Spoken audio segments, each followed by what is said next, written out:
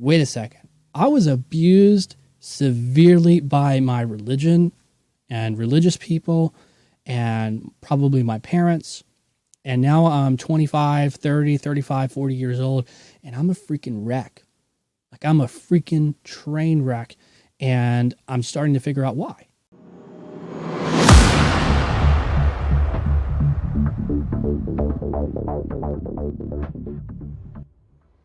Hi there. Welcome to my channel. My name is Adam Jordan Clark, and today we are going to be talking about deconstructing your faith.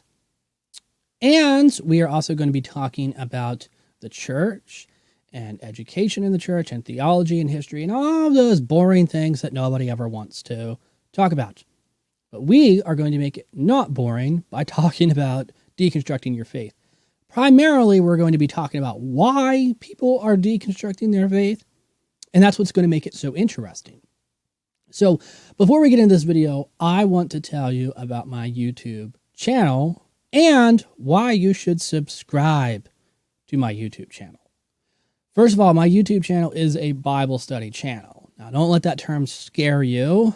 I'm calling it a Bible study because I don't know what else to call it. It is a channel that's dedicated to talking about really big issues, really complex issues, more from an intellectual perspective, and sort of not being biased and not having dogmas and not having religious affiliation. And ultimately, the goal is to educate people on stuff that they probably don't know. And number two, generate a conversation within a community to start talking about some of these things. And so I really want people to come in to this community and realize that this is where, conversation needs to take place. Bible interpretation is best done in community, and people really need to work out their theological problems and historical problems with other people. Because, sometimes when you're looking at a problem by yourself, all you can see is what you see. You get another pair of eyes looking at the issue, they could probably help you out a little bit. They could probably tell you something that you didn't see. And so I've experienced this in my own life, and I'm sure you have as well. And so you understand this value of community. You understand the value of having somebody else who's like-minded, somebody else who is on the same journey or perhaps may have been on the same journey. And they might be able to help you by teaching you how they overcame their problem. So that's what we're doing here. That's why you should subscribe to the channel and hit the bell notification, because we publish a brand new video every single day on something really interesting that you need to know about the Bible or something that you need to talk about for the Bible. So click subscribe and don't forget to hit the bell notification, because when you hit the bell notification, it actually notifies you every time I upload a video, which would be every day because we publish a video every single day. So now that that's out of the way, let's talk about deconstruction. First of all, I really want to build context for what we mean by deconstruction. If you notice, the only people who are really deconstructing their faith are millennials, particularly older millennials, the millennials who grew up in the 80s and 90s church frame. Not necessarily me. I mean, there probably are some people. I'm on the lower end of the millennials, obviously, but generally speaking, the generation after us, whatever they're called, the generation Y or Z or whatever, they are not really worried about religion too much, which is interesting.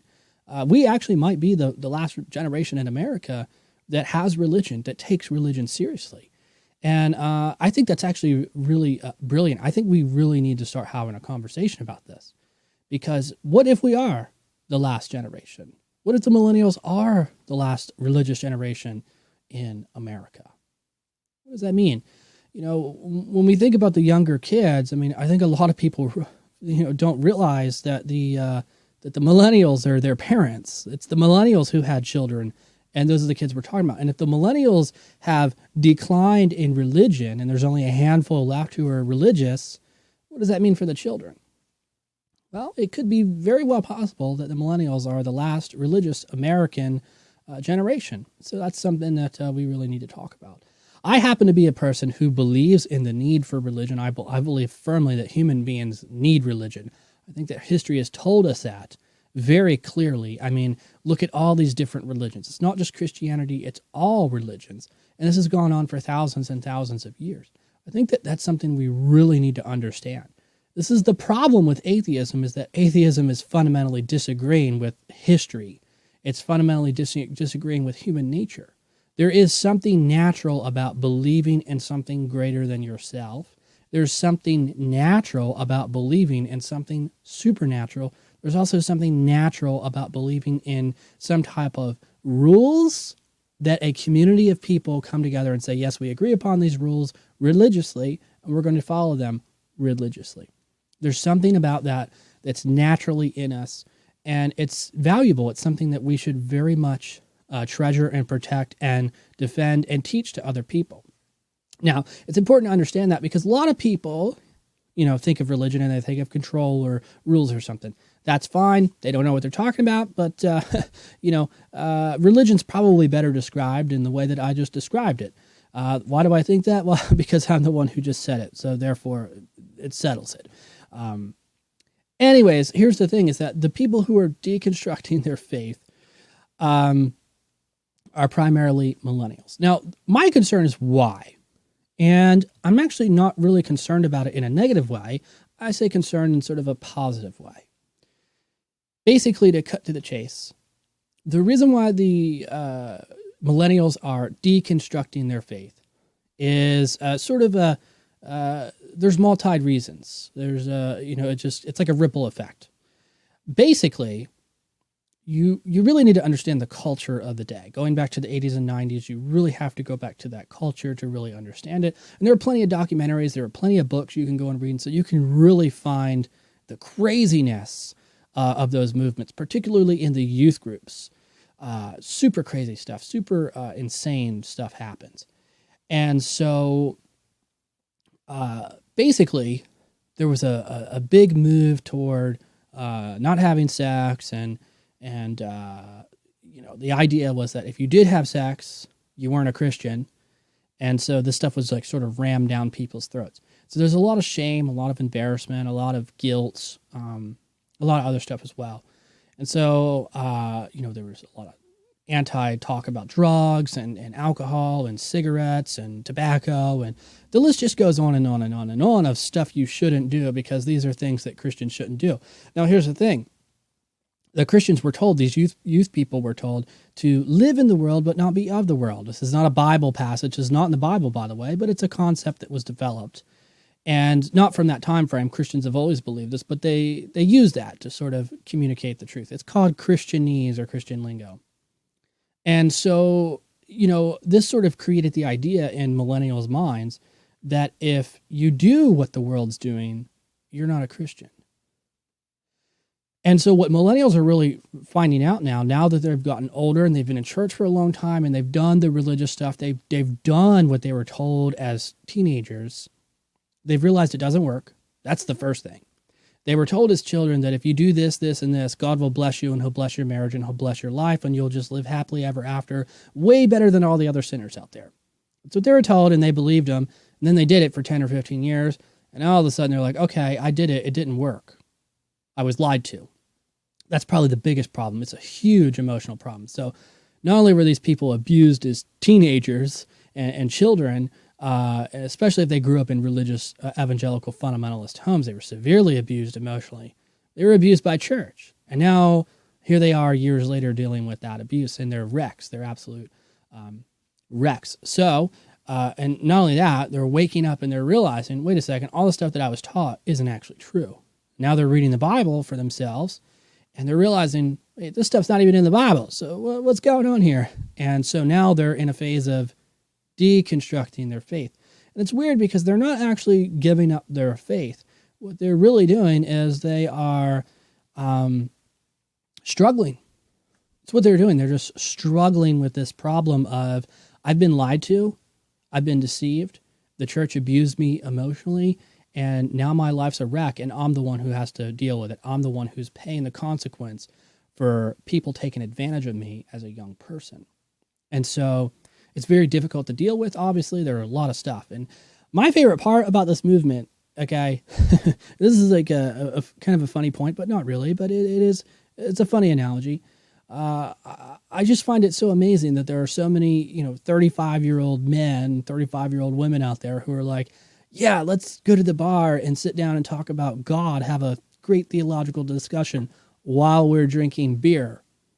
Because for them, it's like super liberating. It's like, wow, we actually can drink a beer and talk about God and not get in trouble. It's like, okay, well, if that's where you're coming from at 35 years old or 30 years old or 25 years old, a freaking adult who can legally drink alcohol, that is, if you're doing that and you're doing it in a way that's liberating, or you feel that it's liberating to you, that obviously says that you were severely abused religiously as a young person. And, it's devastating. It's like, wow, like, you're now coming to the point where you're able to drink a beer and not feel bad about it. You're able to drink a beer and not get upset about it. You actually find some type of liberation in drinking a beer. You actually find that there is self-control in life, that you're not all bad, you're not all sinful. And I think this is like the biggest problem with the millennials, is that they were not taught good theology. In fact, they were not taught any theology at all, any real theology that it is. And so this is the real big problem that I have with it, is that people who are deconstructing their faith are supposedly rejecting theology. But the problem is that the theology that they were taught wasn't even good theology to begin with. So what exactly are you rejecting? Well, the problem is that they don't know. They don't actually know. They don't know what good theology is, and they don't know what bad theology is. They know the terms. They don't really know exactly what it means, because pastors don't have degrees. Most pastors are just normal people off the street who said, well, I got saved yesterday, now I'm going to be a pastor. And they read the Bible once time through, and now they're a pastor, and they don't know jack diddly squat about God or the Bible or anything. So basically, these people were taught really, really, really, really horrible theology from people who got saved last week and said, oh, I'm going to be a pastor, and they read the Bible one time through, and they became a pastor. So they didn't know jack diddly squat, and so they taught jack diddly squat to these kids, and then emotionally abused them on top of it, and religiously abused them on top of it. So the biggest thing that they were told is that there's sin, and the sin is you. They weren't told that you're a person, you're a human being who has value, and that there's sin that lives in you, and you have the potential to sin. You have a sinful nature. What does Galatians 5:24 say? It says, those who belong to Christ have crucified their sinful nature along with its passions and desires. It's not saying you as the human being are sinful, even though you are sinful. It's not saying that you are the sin. It's actually making a distinction between the sin and the human being, because that's how God sees it. Well, when you're in church and you grew up religiously, and you grew up in the 80s and 90s like the millennials did, you have to understand that what they were told is that they are the sin. That they are the sin. That if you drink alcohol, you're the lowest of the lowest of the low. If you have sex before you're married, you're the lowest of the lowest of the low. In other words, you are the world. There's no difference, and you got to go down to the altar and you got to say this prayer, and then you got to stand before the whole church, all these kids, and confess your sins to them. Tell them about how you had sex with your girlfriend or boyfriend the night before or whatever. Obviously severely humiliating, severely embarrassing, severely shameful stuff. And so people are dealing with this stuff, years later, and they're absolutely wrecked. So they're deconstructing their faith, and they're not really deconstructing anything. Instead, what they're doing is they're realizing, wait a second, I was abused severely by my religion and religious people and probably my parents. And now I'm 25, 30, 35, 40 years old, and I'm a freaking wreck. Like, I'm a freaking train wreck. And I'm starting to figure out why. And a lot of people are angry with the religion. Some of them have left. Others are like, no, I see the value in religion. I still need to figure out a way to reconcile this stuff. And it's a very devastating time for these people. And, it's actually quite sad to see these evangelical leaders condemning the movements and beating these people up, because I'm like, well, you people are the ones who caused this problem. You people are the ones who destroyed the faith of the millennials, And now you're complaining that their faith is being destroyed. Very problematic. The point is that the millennials were not taught good theology at all. The idea that you should, that if you do something wrong, that you are the sin, is absolutely insane. The idea that you should feel ashamed or guilty or embarrassed or humiliated after, having premarital sex or something like that is absolutely absurd. I mean, this is absolutely, that's horrible. That's emotional abuse. So obviously, people are realizing this, and they're like, okay, it's okay for me to drink a beer.